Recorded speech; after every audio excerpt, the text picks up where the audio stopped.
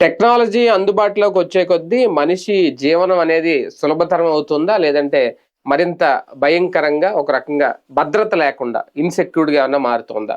Already 2 రోజుల నుంచి 'ఆంధ్రజ్యోతి' ఒక టాపిక్ క్రియేట్ చేసింది. ఎందుకంటే ఈ రోజుల్లో సాధారణంగా ఆస్తులనేవి ఎంతో కొంత చిన్నా చితకా ఎవరో ఒకళ్ళకి ఉంటాయి. లేకుండా అయితే ఉండవు. లేనోళ్ళు కూడా ఉంటారు. అందరూ ఉంటారని కూడా అన్నాం. కానీ ఆస్తులు పోగొట్టుకునే పరిస్థితి ఒక్క ఆధార్‌తో సాధ్యమవుతుందా అనేది. మొన్నటి వరకు నకిలీ డాక్యుమెంట్లు సృష్టించడం, దాని ద్వారా రిజిస్ట్రేషన్‌లు జేసుకోవడం, ఇవన్నీ చాలా చోట్ల జరుగుతా ఉంటాయి. దాన్ని ఆక్రమణలనొచ్చు, కబ్జాలనొచ్చు, ఏదైనా అనొచ్చు. కానీ ఓన్లీ ఆధార్ ద్వారా అది కూడా ఫింగర్ ప్రింట్స్ తీసుకొని, దాని ద్వారా మొత్తం ఆస్తుల్ని రిజిస్ట్రేషన్ చేసేసుకోవచ్చు. ఒక రకంగా అధికారికంగానే ఇదంతా జరుగుతోందనేది వరుసగా వాళ్ళు నిన్న రాశారు. మళ్ళీ ఈరోజు కూడా దాని మీద ఎంక్వైరీ జేస్తున్నారు. అది నిజంగా జరుగుతోంది అనేది మరోసారి ప్రూవ్ చేసే ప్రయత్నం జేస్తారు. అదే గనక జరిగితే ఇంకా ఎక్కడ భద్రత? ఏది భద్రత? ఇదే అంశం మీద చర్చించే ప్రయత్నం చేద్దాం.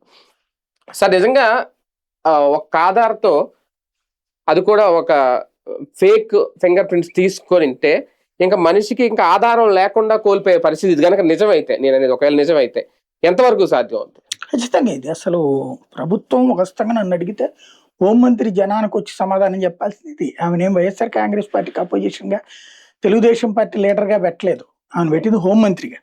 ఇట్లాంటి వాటికి ఆవిడొచ్చి చెప్పాలి అసలు ఈ పాటికి ఒక ఏం రకంగా ఇది కూడా జరిగింది అని. సైబర్ సెక్యూరిటీ మామూలు ఇష్యూ కాదు ఇది అసలు. హ్మ్. హ్మ్. సైబర్ సెక్యూరిటీనే కాదు. టోటల్ ఒక పెద్ద మ్యూటినీ అనాలి. కుట్ర ఇది. హ్మ్. మామూలు కుట్ర కాదు ఇది. హ్మ్. ఒక ఆధార్ కార్డు వెళ్ళి మనం లేకుండా హ్మ్. మన ఆధార్ ఓపెన్ అయిపోతుంది అంటే అది ఇంకా ఇంకెందుకు? మనం ఎందుకు ఎందుకింకా? హ్మ్. రేపు పొద్దున చచ్చిపోయాడని చెప్పేసి డెత్ సర్టిఫికేట్ తీసుకుంటే మన పేరు మీద హ్మ్. ఏమైపోయినట్టు? ఇంకంతే. అసలు ఎవడు వాడు ఏం జరిగింది అదెలా జరుగుతుంది? ఎలాగ కుదురుతుంది? హ్మ్. మామూలుగా ఈ మధ్య కాలంలో ఆ మధ్యన ఏదైతే మన టీచర్లని జగన్ టైంలో ఈ తంబేయమన్నారు. తంబాను ఇది ఫేస్ ఫస్ట్ రికగ్నిషన్. ఫస్ట్ లో అది పెట్టారంటే అటెండెన్స్ అయితే గనక మేనేజ్ చేసుకుని సంతకాలు పెడుతున్నారనేసి తంబు పెట్టారు. వాళ్లే వెళ్ళాలి కంపల్సరీ. ఎందుకంటే టీచర్లు చాలా మంది రూరల్ ప్రాంతాల్లో లోకల్ గా ఉన్నటువంటి డిగ్రీ చదివిన కుర్రోడిని పెట్టేసి వాళ్ళకి జీతం ఇచ్చి, వీళ్ళకి ₹1,00,000 జీతం ఇస్తే వాళ్ళకు 15,000 20,000 జీతం ఇచ్చి వీళ్ళు ఇక్కడ వ్యాపారాలు చేసుకోవడమో లేకపోతే కార్పొరేట్ కాలేజీలో పనిచేయడమో చేస్తున్నారు. కాబట్టి దాన్ని సరిచేయడం కోసమని ప్రవీణ్ ప్రకాష్ అప్పుడు అధికారిగా ఉన్నాడు. తను పెట్టినటువంటి ఫార్ములా తంబులని. ఈ తంబుల్లో ఏం చేశారు, కొన్ని రోజులు పోయేటప్పటికి బయటకు వచ్చింది ఏంటి, ఈ తంబ్ ఇంప్రెషన్ ని ఏదో రబ్బర్ దాంతో ఒకటి తయారు చేసి తొడుగులు తయారు చేసి ఇచ్చేవాళ్ళు వచ్చారు. ఈ తమ్ముని తీసుకెళ్లిపోయేసి ఎవరైతే ఈ అక్కడ టీచర్ గా కొత్తగా ఇతని తరపున పనిచేస్తున్నారో అతని చేతికి ఇస్తే అతను ఆ ఫింగర్ కి తొడుక్కుని రోజు దాంతో పెట్టేసేసి ఆ తర్వాత జేబులో పెట్టుకుంటే అయిపోతుంది. సేమ్ ఫింగర్ ప్రింట్ పడిపోతుంది అక్కడ. ఇది కూడా కనిపెట్టారు. 2-3 దాదాపు ఒక ఏడాది తర్వాత ఇది కనిపెట్టారు. కనిపెట్టి అప్పుడు ఈ ఫేస్ రికగ్నైజేషన్ పెట్టారు. ఫేస్ రికగ్నైజేషన్ పెట్టిన తొలినాళ్లలో కూడా ఇంట్లోనే కూర్చుని ఫేస్ తో ఫోటోలు తీసినటువంటిది ఉంటే, లేదు నువ్వు స్కూల్ బ్యాక్గ్రౌండ్ లో ఫేస్ రికగ్నైజేషన్ ఉండాలని పెట్టారు. దాంతో ఇక ఆ తర్వాతన ఆ కోపమే జగన్ ప్రభుత్వం దిగడానికి వన్ ఆఫ్ ద రీజన్ అయింది టీచర్ల వైపు నుంచి.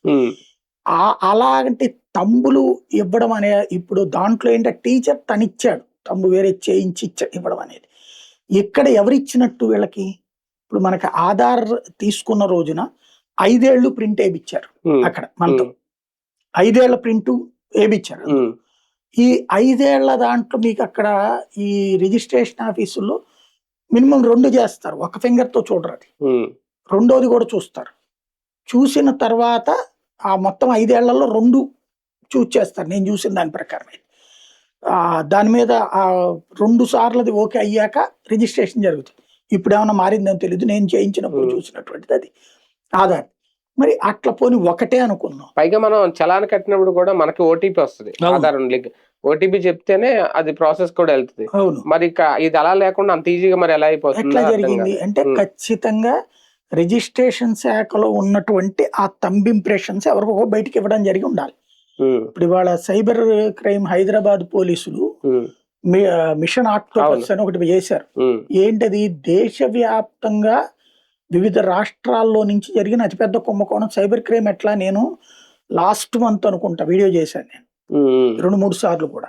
ఏంటంటే ఒక బ్యాంక్ కి ఎంతమంది కస్టమర్లు ఉంటారు? 500, 1000, 1500, 2000. ఆ బ్యాంక్ లో హైయెస్ట్ ట్రాన్సాక్షన్ ఏది జరుగుద్దో ఏ రోజుకు ఆ రోజు మేనేజర్ కి తెలుస్తుంది. తెలిసిపోద్ది వాళ్ళకి. అందులో పనిచేసే ఎంప్లాయీస్ కి అందరికి తెలుసు. అవును. మీ బ్యాంక్ అకౌంట్ లో ఒక 5 లక్షల రూపాయలు ఉందంటే హైదరాబాద్ బ్యాంక్ నుంచి కస్టమర్ దగ్గర నుంచి బిగిన్ చేసి కస్టమర్ సర్వీసెస్ వాళ్ళ దగ్గర నుంచి బ్యాంక్ దాకా మీ వెంట పడతారు. మీరు 5 లక్షలు ఫిక్స్డ్ డిపాజిట్ చేయండి, సేవింగ్స్ లోన్స్ క్రెడిట్ కార్డు తీసుకోండి, లేకపోతే అదేంది ఈ మధ్య కాలంలో కొత్త మోడల్ వచ్చింది, దీంట్లో పెట్టండి, షేర్లలో పెట్టండి, మ్యూచువల్ ఫండ్స్, ఇన్సూరెన్స్ లో పెట్టండి, మీ దగ్గర అట్టాగా పెట్టుకుంటే వడ్డీ వేస్ట్, ఆ వడ్డీ మీద కూడా ట్యాక్స్ ఉంటది, దాన్ని తీసేసేసి ఏడాదికి 1,50,000 రూపాయలు చెప్పును కనుక మీరు డబ్బులు వేసేసారంటే ఒక 5 ఏళ్ళు ఆ తర్వాత మీరు జీవితకాలం కూర్చుంది అనొచ్చు. ఇట్లాంటివి మనకి చెప్పేస్తున్నారు ఫోన్లు చేసి. అంటే అంత కీన్గా మన దాంట్లో 10 లక్షలు కనబడగానే 100 ఫోన్లు వస్తున్న వాళ్ళకి ఓ 10 లక్షలు పడటము, పడిన తర్వాత 100 ఖాతాల్లోకి వితిన్ మినిట్స్ వెళ్ళడం అంటే ఆషామాషేవర్మా. దాంట్లో ఖచ్చితంగా బ్యాంకులో ఉన్న సిబ్బంది, మేనేజర్లకు ఇప్పుడు ఏమైపోయిందంటే బ్యాంకింగ్ సెక్టార్ లో పెద్ద దరిద్రం పట్టుకుంది. బ్యాంకింగ్ సెక్టార్ అంటే సర్వీసెస్ సెక్టార్. అంటే మనం బ్యాంక్ కస్టమర్ వెళ్ళినప్పుడు కస్టమర్ని కూర్చోబెట్టి టీ ఇస్తావా, ఇవ్వకుండా కూర్చోబెడతావా, మంచినీళ్ళు ఇస్తావా, మనతో మర్యాదగా మాట్లాడి మనకి సేవలు అందించడానికి బ్యాంకులు పెట్టారు. అంతేగాని నువ్వు ఇన్ని డిపాజిట్లు పట్టుకురా, ఇన్ని ఫిక్స్డ్ డిపాజిట్లు పట్టుకురా, ఇన్ని ఇన్సూరెన్స్లు కట్టించు, లేకపోతే ఇన్ని అకౌంట్లు ఓపెన్ చేయించు, అందులో జీరో బడ్జెట్ అకౌంట్లు అయితే అస్సలు అడగద్దు, 5,000 అకౌంట్, 10,000 అకౌంట్, 15,000 ఇలాంటి ఏడుపిచ్చుకు తింటున్నప్పటికీ, లేకపోతే ఆ మేనేజర్లు ఉద్యోగాలు ట్రాన్స్ఫర్లని వేధిస్తుంటే, దాంతో పాటు సిబ్బందిని కూడా వేధిస్తుంటే, వెధవలైనా పర్లేదు, దొంగలైనా పర్లేదు, టెర్రరిస్టులైనా పర్లేదు అని చెప్పి వాళ్ళ పేరుతో అకౌంట్లు ఓపెన్ చేస్తున్నట్టు కనబడుతుంది. ఇప్పుడు పోలీసులు ఆ బ్యాంక్ మేనేజర్ని అరెస్ట్ చేశారు. ఆ మేనేజర్ అసలు వాళ్ళ చీఫ్లను అరెస్ట్ చేయించాలి. ఎందుకని? వాళ్ళు చెప్పబట్టిన ఎట్టాంటోడైనా నీకు అనవసరం అకౌంట్ ఓపెన్ చేయంటేనే మేము చేయించామని చెప్పాలి వాళ్ళు. అట్లాగా ఇక్కడేదో జరిగింది. రిజిస్ట్రార్ ఆఫీసుల్లో వాళ్ళకి తెలియకుండా, రిజిస్ట్రార్కి తెలియకుండా ఆ సర్కమ్స్టాన్సెస్ బయటికి పోవు. అలా పోయి ఆ పేరుతో ఆధార్లో మార్చేసుకుని, తమ్ముని ఆధార్లో మార్చేసుకుని, ఆధార్లో మన పేరు, మన ఫోటో పెట్టేసేసుకుని రావడం అంటే ఆషామాషి కాదు. ఇది ఒక రకంగా చెప్పాలంటే ఇంపల్సినేషన్ అన్నమాట. మనిషి ప్లేస్ లో ఇంకొక మనిషిని దూర్చడం పాతకాలపు సినిమాల్లో జరిగింది, నిజ జీవితంలో జరిగిపోతుందంటే ఇది రాక్షసత్వం. ఇవి ఆల్రెడీ జరిగిపోయినాయి అంట. వీళ్ళు తిరుపతిలో ఎన్నో కొన్ని రిజిస్ట్రేషన్ జరిగిపోయినాయి అంట. సార్ మామూలుగా రిజిస్టర్ ఆఫీస్ అంటేనే ఎక్కువగా అసలు ఎక్కువ ఇన్కమ్ జనరేట్ అయ్యేది కూడా అక్కడే, ప్రభుత్వం నుంచి డైలీ జరిగే రిజిస్ట్రేషన్ ద్వారా. ఇప్పుడు ఈ డిజిటల్ టెక్నాలజీ లేదంటే మనకు చాలా వరకు అందుబాటులోకి వచ్చింది, డిజిటలైజ్ కూడా చేస్తున్నారు మన ప్రొఫైల్స్ అన్ని కూడా.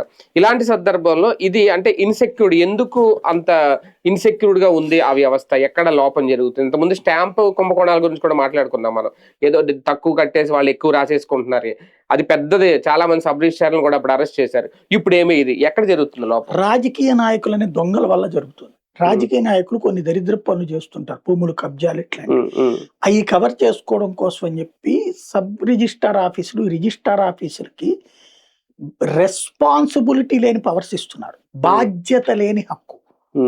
ఎలాంటి బాధ్యత ఉండాలి?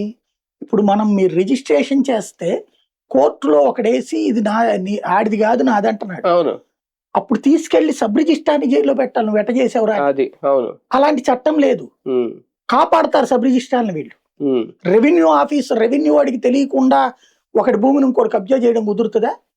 ఎంఆర్ఓని బొక్కలో దొయ్యాలని ఎందుకు పెట్టలేదు అందులో చట్టం? మనం జంజీ ఉద్యమాలు జరగాల్సింది ఇక్కడ. మన కొంపల్లో చిచ్చెడుతున్నారు వీళ్ళు, మన కష్టార్జితాన్ని లాక్కుంటున్నారు. ఇప్పుడు ఆడెవడో అదేది 22A, ఏం దుర్మార్గం ఇది? ఎవడబ్బా సొత్తు ఎవడు తీసుకెళ్లి ఎవడికి ఇచ్చేశాడు? జనం సొమ్ముని తీసుకెళ్లి వాడికి ఇచ్చేసాడు. ఇప్పుడు ఏదో పోని ఇదివరకు ఉన్నటువంటి పట్టా భూములు ఏదో ఇచ్చారు, వాటి మీద 22A పెట్టారంటే ఒక అర్థం ఉంది. ప్రైవేట్ ల్యాండ్స్ తీసుకెళ్లి 22Aలో పెడితే ఆ పెట్టినోడి తీసుకెళ్లి బొక్కలో దొయ్యాల్సింది పోయి, ఆ పెట్టిన చట్టాన్ని ఆపాల్సింది పోయి, స్టిల్ నౌ దాంట్లో మేము ఇంకా చేస్తున్నాం అని చొల్లి కబుర్లు చెప్తున్న రాజకీయం. ఎందుకంటే వీళ్ళు తినాలి, వీళ్ళు చేతిలో మన జుట్టు ఉండాలి. సబ్ రిజిస్ట్రార్ ఆఫీసులో జరుగుతుంది అదే. సబ్ రిజిస్ట్రార్ ఆఫీసులలో వాళ్ళకి హక్కులు ఇచ్చారు, అధికారాలు ఇచ్చారు, బాధ్యతలు లేవు. చివరికి సుప్రీంకోర్టు కూడా registration is not final document for the property అంటోంది. ఇంకెవరి దగ్గరికి వెళ్ళాలి మనం? ఐక్యరాజ్య సమితి దగ్గరికి వెళ్ళాలా, లేకపోతే భగవంతునికి తీసుకొచ్చి కింద నుంచో పెట్టాలా? అంటే నీకు రిజిస్ట్రేషన్ నీ పేరు మీద చేసే డాక్యుమెంట్ అంట తుది డాక్యుమెంట్ కాదట, నీ హక్కు డాక్యుమెంట్ కాదట. మరి ఇంకెందుకు ఇంకెక్కడికి అడుక్కుదేనా? రిజిస్ట్రేషన్ ఎందుకు ఇంకా? దానికి న్యాయస్థానాలు ఇచ్చిన తీర్పు. మళ్ళీ దానికి లక్షలు ఖర్చు పెట్టి అందరూ దొంగలైతే వ్యవస్థకి సెక్యూరిటీ ఎక్కడ ఉంది? అందులో భాగం ఇది. కానీ ఇక్కడ ఆధార్ ఇన్సెక్యూర్డ్ అనుకోవాలా, రిజిస్ట్రేషన్ లో జరిగే రిజిస్ట్రేషన్ ఇన్సెక్యూర్డ్? ఎందుకంటే ఆధార్ ద్వారా మన వేలు ముద్రలు ఎవడో సేకరించి చేసేస్తాడంటే ఇంకా ఆధార్ దేనికి? ఇంకా నేను చెప్పేది అదే, government it self insecured, insensitive. దీని మీద సమాధానం చెప్పాల్సింది ప్రభుత్వం. అవును, ఇప్పుడు ఎంక్వైరీ చేశారని చెప్పి జ్యోతి చెప్పింది, విషయం జ్యోతి చెప్పింది. ఇప్పుడు హైదరాబాద్ ప్రభుత్వం ఎందుకు మాట్లాడలేదు? రెవెన్యూ శాఖ మంత్రి ఎందుకు మాట్లాడలేదు? రిజిస్ట్రేషన్ శాఖ మంత్రి ఎందుకు మాట్లాడలేదు? హోంమంత్రి ఎందుకు మాట్లాడలేదు? ఇది మామూలు వ్యవహారం కాదు, ప్రజల సొత్తును దోచేసుకున్నారు. ఇప్పుడు అందరూ కూడా ఇప్పుడు మన ఆస్తులు ఉన్నాయో లేదో చెక్ చేసుకోవాలేమో వెళ్ళి, అసలు ఉన్నాయా, ఎవరి పేరు మీద రిజిస్ట్రేషన్ అయిపోయినాయా అంతే. అంటే ఎవరు సమాధానం చెప్పాలి? కేంద్ర ప్రభుత్వం అన్న దీని మీద దృష్టి పెట్టాలి. కేంద్రం ఆధార్ ఎక్కడి నుంచి వచ్చింది? ఆధార్ ఎక్కడ ఇచ్చారని కదా, దేశం అంతా జరిగితే అప్పుడు రాష్ట్రంలో జరిగినప్పుడు రాష్ట్ర ప్రభుత్వం సమాధానం చెప్పాలి. దాంట్లో రిజిస్టర్ ఆఫీసులో జరిగింది, మిగతా చోట్ల తేడా లేదు కదా. అవును, ఏదో జరిగింది అక్కడ. కానీ ఇంతవరకు ఇలాంటి, అంటే ఇది కుంభకోణమే అనాలి ఒక రకంగా, ఇంతవరకు ఇలాంటి జరగలేదు. నిజంగా లోతుకెళ్తే ఉంటదా ఇందులో కోట్ల రూపాయలు చెప్పాలంటే? ఇందులో దొరికినోని కాల్చి చంపేయాలి. ఎందుకంటే ఒక వ్యక్తిని ఇంపల్సినేట్ చేయడం అంటే, ఆ వ్యక్తి ప్లేస్ లో నువ్వు ఎంటర్ అవ్వడం అంటే, ఆ వ్యక్తి ఐడెంటిటీ నువ్వు టెస్ట్ చేస్తున్నట్టు. ఇది దారుణమైన క్రైమ్. ఇది టెర్రరిస్టులు రేపు పొద్దున ఇదే వాడుకుంటాడు. ఇప్పుడు 6 ఎంతమందిని అరెస్ట్ చేశారంట కదండి ఇందులో. వాళ్ళ ద్వారా అసలు ఇది ఎలా చేశారు, క్రైమ్ ఎలా జరిగింది, నేరం ఎలా జరిగింది అసలు సీరియస్ గా చూస్తున్నట్టు నాకు అనిపించట్లేదు. జ్యోతి 2 రోజులు వార్తలు రాసుకుంటే కూడా ప్రభుత్వం నుంచి స్పందన లేదంటే ఇందులో సీరియస్నెస్ లేదు. ఇంకా సాక్షి పత్రిక రాస్తే అసలు పట్టించుకోరు. ఇది చాలా సీరియస్ అంశము. అసలు ఇప్పుడు రాష్ట్ర వ్యాప్తంగా ప్రజలందరూ కూడా వాళ్ళ ప్రాపర్టీస్ సంబంధించి ఒకసారి క్రాస్ చెక్ చేసుకోవాల్సిన సందర్భం వచ్చింది. మనం గనక చీటీలో ఎగిరిపోతే అప్పుడు జనం ఎట్లా ఉంటుందో, ఇప్పుడు అట్లాంటి ఇష్యూ ఇది. ప్రతి ఒక్కళ్ళు అర్జెంట్ గా ఈసీ తీసుకుని మన స్థలం మన పేరుతో ఉందా లేదా అని చూసుకోవాల్సిన టైం ఇది. అవును, ఒక రకంగా ఇన్సెక్యూర్డ్, అభద్రతా భావంలోనే ఉండాలేమో ప్రజలు. రైట్, చూద్దాం. నిజంగా ఇది చాలా సీరియస్ ఇష్యూ. ఎందుకంటే దీని మీద ఇంకా డెప్త్ గా అనాలిసిస్ చేయాలి అంటే ఒకసారి ప్రభుత్వం కనుక ఇన్వాల్వ్ అయ్యి అసలు ఏం జరిగిందా లేదా, ఎలా జరుగుతోంది, ఆధార్ ద్వారా ఇది సాధ్యమా, ఇది కనుక సాధ్యమైతే ఆధార్ ద్వారా మనం ఏం తీసుకున్నా ఇంకా రేపొద్దున అన్ని కూడా వేరే ఎవడో పట్టుకెళ్ళిపోతాడు. ఒక రకంగా డిజిటల్ దొంగలు అనాలా ఏంటనేది దీని మీద మరి ప్రభుత్వం సీరియస్ గా దృష్టి సారిస్తుందా లేదనేది వేచి చూడాలి.